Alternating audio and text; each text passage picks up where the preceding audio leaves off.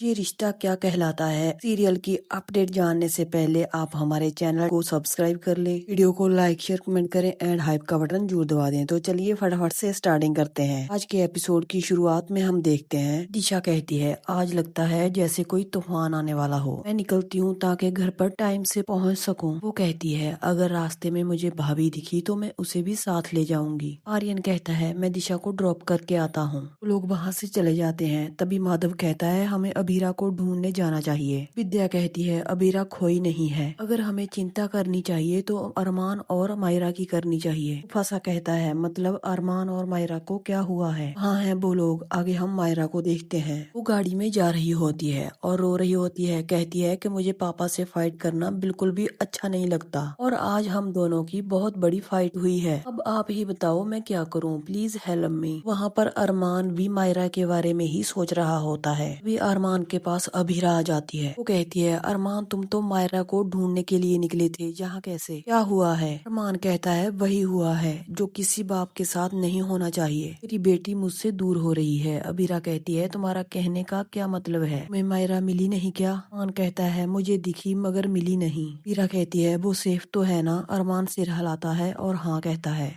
अबीरा भगवान का शुक्र करती है। अबीरा कहती है, वो कहाँ है? अरमान कहता, उसकी फ्रेंड मुक्ति का फोन आया था, वो हॉस्टल पहुंच चुकी है। अबीरा कहती है, मुझे पता है मायरा अभी भी तुमसे बहुत नाराज है। अरमान कहता है, अभी वो नाराजगी से बहुत दूर जा चुकी है। ना तो मैं उसके पीछे जा सकता हूँ और ना ही उसे रोक सकता हूँ। मेरी लाइफ कभी भी परफेक्ट नहीं थी, पर मुझे इस बात की बहुत बड़ी तसल्ली थी, मैं अपने बिल्ली के बच्चे को गले लगा सकता हूँ, पर वो तसल्ली मुझसे छिन गई है। अरमान रोने लग जाता है। वो कहता है, अबीरा मेरा दम घुट रहा है, मैं कैसे सांस लूं? दर्द को कैसे सीने में रखा जाता है मुझे पता ही नहीं है, मेरा सीना फट जाएगा। अबीरा प्लीज कुछ करो। अरमान कहता है, यहाँ पर कहीं तुम्हें आग दिखाई दे रही है? अबीरा ना में सिर हिलाती है। अरमान कहता है, तब भी मैं इस आग में जल रहा हूँ, ये ऐसा लग रहा है जैसे कोई मेरे जिस्म से जान खींच रहा हो। अबीरा प्लीज मुझे बचा लो, कुछ भी करके मेरे बिल्ली के बच्चे को वापस ले आओ वरना मैं मर जाऊंगा। जोर जोर से मायरा को आवाज लगाने लग जाता है। वीरा अरमान को इतना परेशान देख के उसको अपने गले लगा लेती है। वीरा कहती है, मैं तुम्हारे दर्द को समझ सकती हूँ, प्लीज तुम शांत हो जाओ। अरमान कहता है, उस दर्द को वो ही समझ सकता है जो इस दर्द से गुजरा हो। मैं अपनी बेटी से जुदा हुआ हूँ। वीरा कहती है, मैं इस दर्द को समझ सकती हूँ, इस दर्द की दुनिया में कोई दवाई नहीं है। वीरा भी रोने लग जाती है। वो कहती है, अपनी बेटी से दूर जाकर ऐसा लगता है जैसे किसी ने आपको तेजाब के समुद्र में फेंक दिया हो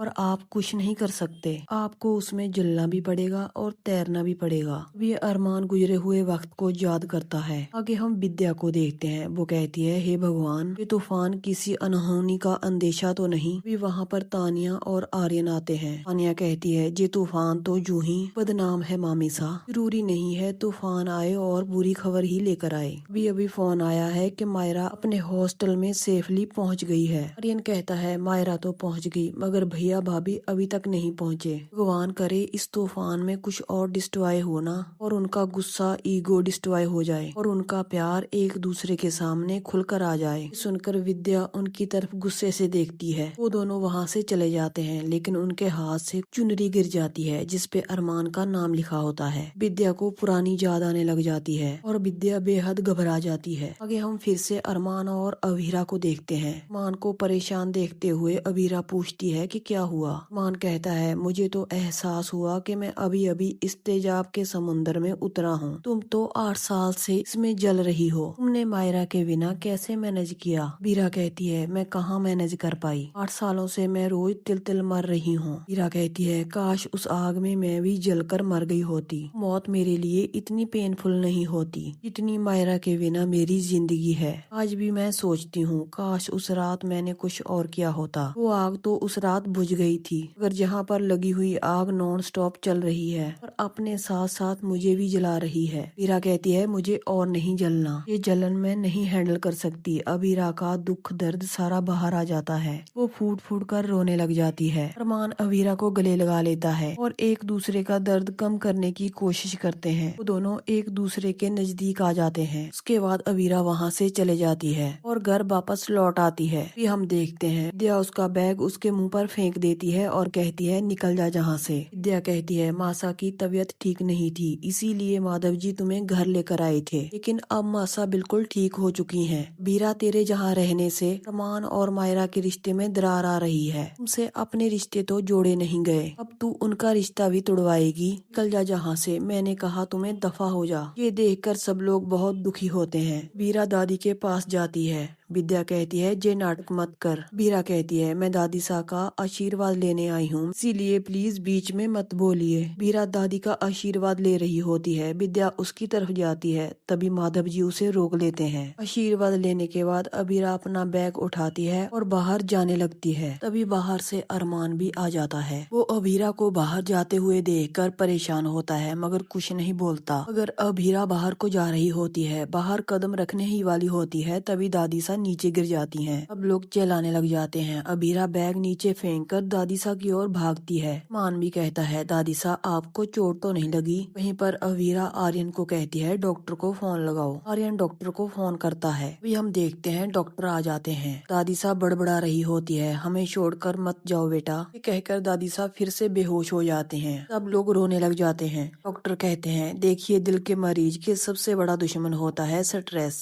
आप लोगों को कावेरी जी को इतना स्ट्रेस नहीं देना चाहिए, उन्हें खुश रखना चाहिए था। तक जो उनकी तबीयत में सुधार आया था, इस हादसे के बाद वो भी चला गया। हीरा कहती है डॉक्टर आप तो हमें डरा रहे हैं, बताइए ना दादी सा को क्या हुआ है, मरने के बाद उनको चोट आई है क्या। डॉक्टर कहते हैं देखिए चोट शरीर पर नहीं बल्कि उनके मन पर लगी है। कि बेहोशी की हालत में भी वो किसी लड़की को रुकने के लिए कह रहे थे। अगर आप लोगों को उनकी जरा सी भी चिंता है तो उस लड़की को रोक लीजिए, वरना दवाइयाँ भी कुछ नहीं कर पाएंगी। ये कहकर डॉक्टर वहाँ से चले जाते हैं। वीरा कहती है मैं दादी सा के पास जाती हूँ। तभी तानिया उसे कहती है हमारे कपड़े ऑलरेडी भीग गए हैं, दादी सा से मिलने से पहले कपड़े चेंज कर लो। आर्यन कहता है भैया कपड़े तो आपके भी गीले हैं, अब दोनों कहीं एक साथ गए थे क्या। मान और अबीरा एक दूसरे की तरफ देखते हैं। तभी तानिया कहती है अबीरा मैंने तुम्हारा बैग वापस गेस्ट रूम में रखवा दिया है। आगे हम देखते हैं तानिया और आर्यन दादी सा के रूम में आते हैं। अभी हमें पता चलता है कि दादी सा बेहोश नहीं हुई थी बल्कि बहुत बड़ा ड्रामा कर रही थी, वो भी अबीरा को रोकने के लिए। तानिया और आर्यन कहते हैं दादी सा आपने तो बहुत अच्छी एक्टिंग की। तानिया कहती है अबीरा रुक गई। आर्यन कहता है पर दादी सा अबीरा और बाकी घर वाले बहुत डर गए थे। दादी सा कहती हैं इस बात का हमें बहुत बुरा लग रहा है, लेकिन तानिया की बात सुनकर हम क्या करते। दादी सा सोचने लग जाती हैं उन्होंने कैसे प्लानिंग की और कुर्सी के नीचे गिर गईं, जिसकी वजह से अबीरा रुक गई। दादी सा कहती है उन दोनों की खुशियाँ एक दूसरे से ही है और इस बार उन हिस्से की खुशियाँ हम दिलवाएंगे। तानिया आर्यन और दादी सा एक साथ वादा करते हैं उनको मिलवाने का। यहीं पर इस एपिसोड का एंड हो जाता है। आज का एपिसोड आपको कैसा लगा कमेंट करके जरूर बताना। कल के एपिसोड में हम देखेंगे अरमान अपनी बेटी मायरा से पूछेगा आप कहाँ चले गए थे। मायरा कहती है मैं कुछ एक्सपेंसिव खरीदने गई थी। अरमान कहेगा आप मुझे बताते तो मैं ले आता। हीरा भी उनकी छुपकर बातें सुन रही होती है। अरमान कहेगा आप मुझे दिखाओ क्या लेकर आए हो। मायरा कहेगी कल दिखाऊंगी चाचू की शादी में। आखिर मायरा क्या लेकर आई है। कल की फुल अपडेट देखने के लिए आप चैनल को सब्सक्राइब जरूर कर लें। प्लीज हाइप का बटन भी जरूर दबा दें। कल मिलते हैं नेक्स्ट एपिसोड की अपडेट के साथ।